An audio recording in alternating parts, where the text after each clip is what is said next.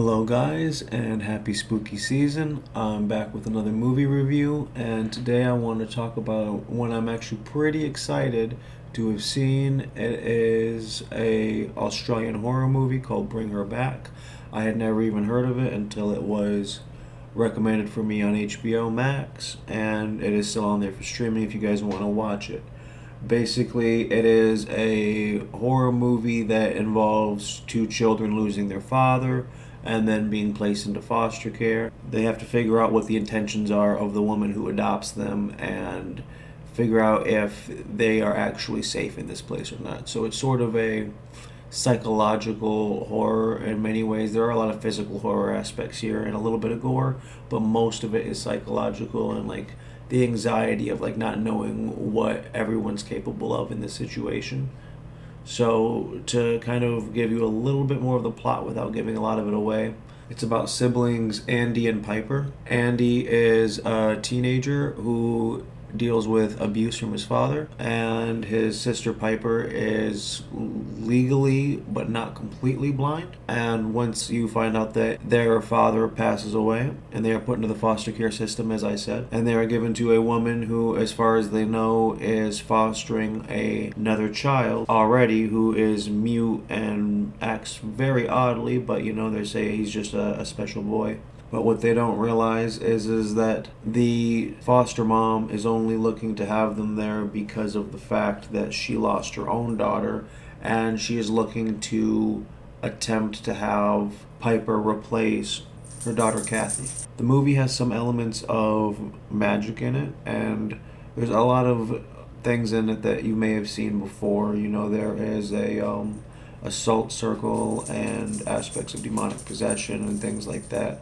It's not really a religious horror movie as much as it is one that has elements established in witchcraft and supernatural lore. So there's not really a lot of surprises when it comes to that, but where the film does shine is in its plot and pacing. It has a really good sense of anxiety the whole time while you're watching it, and you really don't want anything bad to happen to these kids.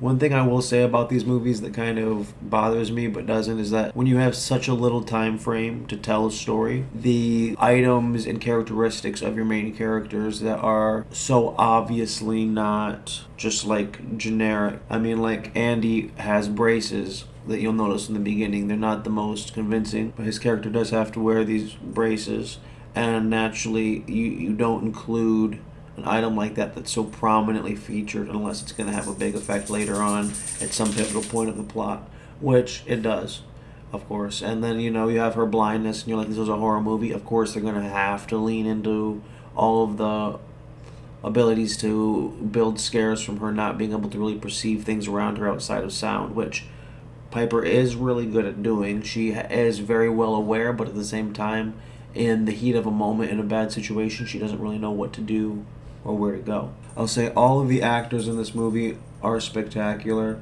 You got Billy Barat as Andy, who is pretty much the lead of the film for the majority of the runtime. He is a really good actor. He's done some other stuff, that a few other productions. I haven't really seen them much, but I really liked his acting here. I feel like there could be a good future for him, hopefully without anything to do with the braces, because that wasn't really working for me. But I do like every aspect about his character otherwise, and how he like tries to hide the abuse that he suffered from his sister to kind of shield her from not only the world but the harsh realities of what their lives were like and what the future could hold for them. And he just wants to turn 18 so he can get himself a place and a job, and then he can have Piper come live with him at his house.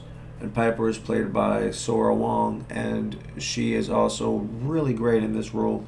I do believe that the actress is actually blind. I could be wrong, but judging on what I saw with the film, watching the film, I genuinely do believe that Piper, as in played by Sarah Wong, is blind. Like both of like the actress and the character, I do believe are the same level of blindness. If not, the actress Sora Wong has an amazing ability to convey it, because not only do her eyes constantly like track different ways, but there's a lot that really goes into showing that it's a very, very believable character. So I 100% believe that was real. Sally Hawkins plays Laura, who is their foster mom, and she is currently grieving over the loss of her daughter.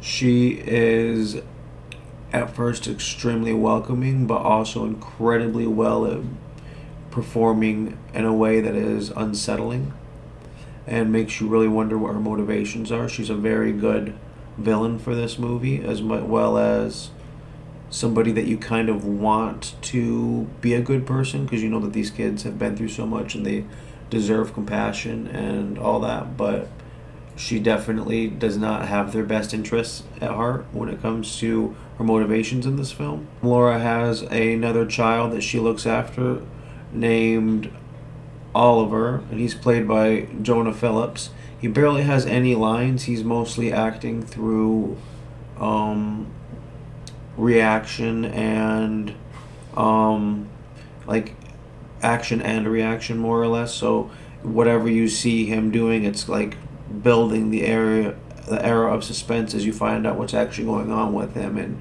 like how he sort of is possessed by a demon, sort of, and all this stuff that I don't want to spoil too much more of it, but it's all really well performed by this kid. Jonah Phillips absolutely kills the role. He is 100% believable as this little monstrous kid, and there's these parts where he starts like consuming his own body and stuff where it is very believable and well done. The special effects are excellent. The atmosphere is off the charts good. This movie is scary as hell, and like it builds that suspense because like as somebody who had been through foster care myself, I know how it feels when you have that anxiety of not knowing what these people are capable of that you're being put with, and if they are capable of loving you, or if they're going to hurt you, or if they're going to abuse you, or if this could be the best thing or the worst thing for you, but you're trying to find your independence in the world.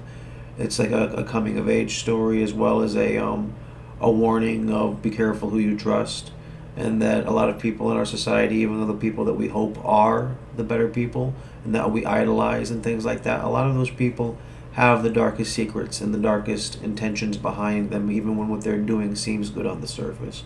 And there's a lot of layers that are very important right now to us as you know, a society around the world, not just for Australians, because this message definitely applies hardcore to Americans here.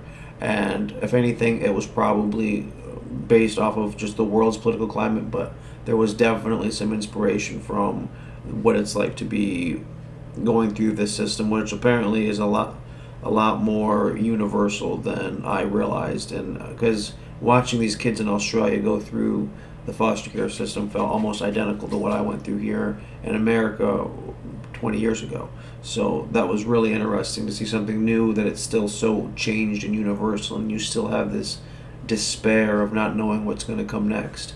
And this movie manages to keep that, because even after you meet Laura and you see a little bit more of her, shell of perfection breaking around the kids, and you're starting to get more and more concerned, it just builds up further and further, because you know that they don't have anyone else in the world to turn to besides this woman that they're relying on, and each other. There's barely anybody out there that even knows the possibility that they're in a bad situation or anything. So it's a very isolated film. It's like all you have is each other, but then what happens if someone tries to turn you against each other and convince one of you one thing and the other? It's very difficult to sit there and just know exactly what's going to come next in a movie like this, because the anxiety really does come from the unpredictability and the actual genuine liking of the two main characters, which a lot of horror movies, in my opinion, have a big problem with. They do not make the main characters actually likable enough or smart enough or anything. They'll just be basically cannon fodder to be killed by whatever is going on in the movie. I hate that, and I think it's just bad storytelling.